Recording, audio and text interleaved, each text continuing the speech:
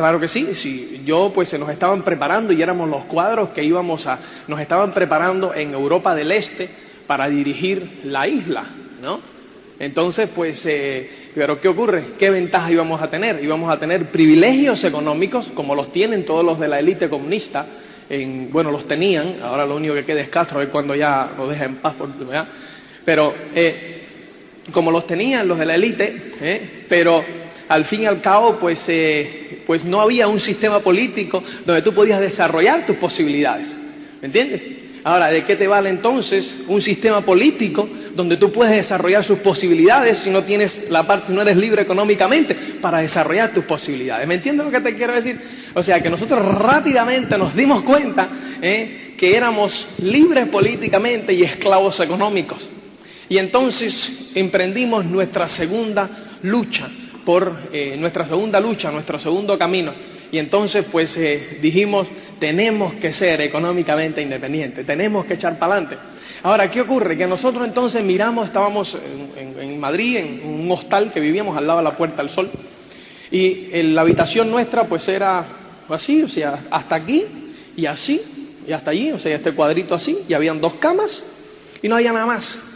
Entonces, pues el baño estaba en el pasillo. Entonces, nosotros dijimos, Julio, coño, para esto nosotros no nos hemos quedado aquí. O sea, esto tiene que ser grande, vamos para adelante. Pero salíamos a la Puerta del Sol, mirábamos y decíamos, pero ¿por dónde empezamos? ¿Por dónde empezamos? ¿Por dónde empezamos?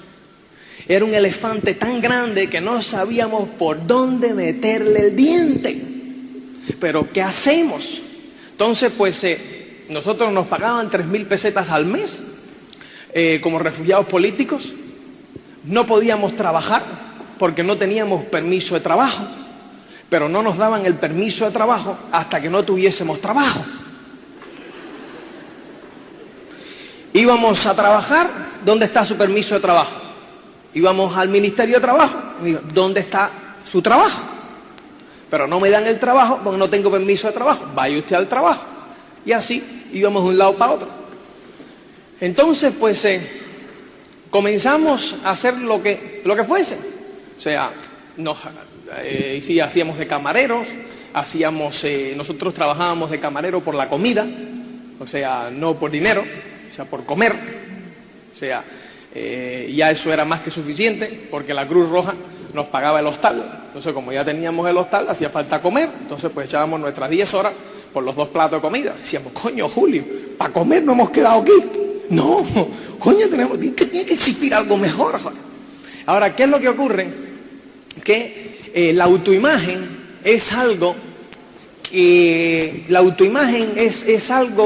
que tú no lo puedes colgar en una pared. O sea, la autoimagen no es un cuadro que tú cuelgas.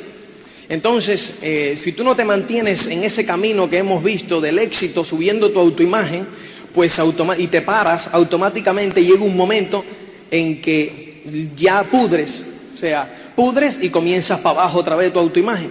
Y lo que a mí me ocurrió es que mi autoimagen empezó a bajar de una manera impresionante, pero impresionante. O sea, empezó pues obviamente la marginación, refugiados. Digo, ¿qué coño hacemos nosotros aquí? No conocíamos ningún español, no podíamos entrar dentro de la vida española bajo ningún concepto porque no conocíamos a nadie. Entonces, pues lo único que andábamos eran con polacos refugiados y con cubanos refugiados. Como consecuencia, pues andábamos siempre marginados. Entonces, pues llegó un momento en que, obviamente, pues comenzamos a beber, ¿no? Y empezamos a darnos unos tragos aquí, otros allá y tal. Ahí en una de esas fotos, cuando tú me ves así, que estamos así con una botella de Bacardí, no sé si te diste cuenta, así en el medio, eso eran las 10 de la mañana, ¿no? Entonces, o sea que ya nos levantábamos por la mañana, a las 10 de la mañana, ¡pam! Entonces entrábamos para estar equilibrados, buscando el equilibrio, ¿no? Y así, pues nos empezamos a meter dentro de aquello, y entonces el mundo se nos venía más encima. ¿Qué es lo que ocurre en todas esas cosas? Que no sabíamos por dónde hincarle el diente a aquel monstruo que nos estaba oprimiendo. ¿Qué hacemos? Entonces un día, pues yo me di cuenta, o sea, un día de estos, conversando con Julio, le digo, Julio, joder, tenemos que salir de aquí, de alguna forma. O sea, nosotros no nos hemos quedado aquí para esto. Mira dónde estamos viviendo, mira dónde andamos. O sea, salimos un día, porque ese día salimos al balcón de nuestra casa, que daba así, un balcón en Madrid, de una casa antigua donde vivíamos y alquilábamos ahí una habitación. Y salimos al balcón y habían así lleno de botellas vacías de Bacardi y de Coca-Cola. Digo, coño, mira para esto, compadre. Y encima es ron del malo. ¿Entiendes?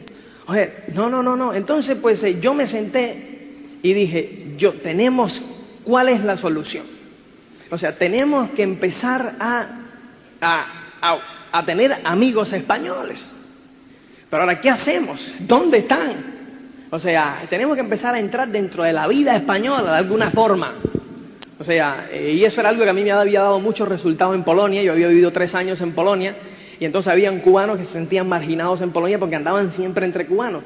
Yo, pues, debido a que estaba en otra universidad donde, pues, estábamos Julio y yo nada más. Julio, Juan Carlos y yo. Juan Carlos es un auspiciado nuestro ahora que está en Polonia desarrollando el negocio. Pero entonces estábamos Julio, Juan Carlos y yo en aquella universidad y éramos 3 nada más. Y entonces, pues, yo anduve siempre con polacos. Y de alguna forma yo me integré a la vida polaca y viví como vivían los polacos en Polonia y me la pasé bien los 3 años que viví allí. Entonces yo me di cuenta que en España simplemente pues empecé a crear un odio hacia los españoles, pero lo que yo estaba tratando es de cambiar los españoles que vivieran como yo. Entonces pues decía, no, o sea, hay que integrarse, pero no sabíamos cómo tú te integras. No teníamos trabajo, no teníamos nada y los trabajos que conseguíamos eran trabajos donde nada más que habían extranjeros, o sea, y refugiados. Pues claro, nosotros nos pagaban 100 pesetas la hora. Entonces, pues con 100 pesetas la hora, ningún español trabajaba por 100 pesetas la hora. Entonces, pues todo era un círculo vicioso. Y la autoimagen seguía para abajo, pero para abajo. Entonces yo decidí, me miré y digo, Luis, ¿qué es lo que tú sabes hacer? Y empecé a contar mis activos. ¿Qué es lo que tú sabes hacer? Y entonces me di cuenta que yo sabía jugar al béisbol. Digo, coño, si tú juegas al béisbol muy bien. Y entonces me fui a ver dónde había un estadio de béisbol en Madrid. Y me voy al estadio.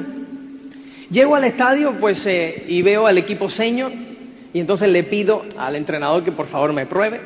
Y claro, cuando me prueba, claro, es en casa del ciego, el tuerto es rey, ¿verdad? Entonces, pues aquí el béisbol tiene un nivel malísimo.